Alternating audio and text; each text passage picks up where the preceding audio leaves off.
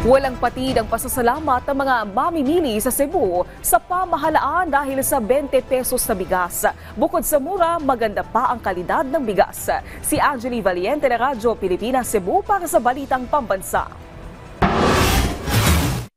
Matapos ang Hatol ng Bayan 2025, nadagdagan pa ang mga lokal na pamahalaan sa lalawigan ng Cebu na nagbebenta ng 20 pesos kada kilo ng bigas. Dito sa Toledo City Sports Complex, maaga pa lang ay dagsana ang mga residente na naghihintay para makabili ng murang bigas. Isa na rito ang 83 anyos na si Lola Natividad na lubos ang pasasalamat sa pamahalaan. Maura man pagkaon po sa kuan. Wa may baho. Nauyo na sa dinyo. Maura po. So yun lang. Pasalamat ko nga na iba yung pinggugat kaya aron ginhawa ang mga ilas namang pobre.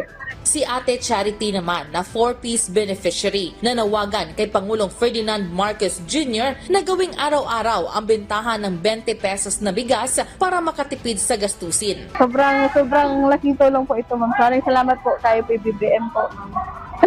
Sana po ma'am, araw-arawin niya po yung makabili po kami yung mga mahihirap. At dahil karamihan sa mga bumibili ay senior citizens, may paalala ang mga LGU.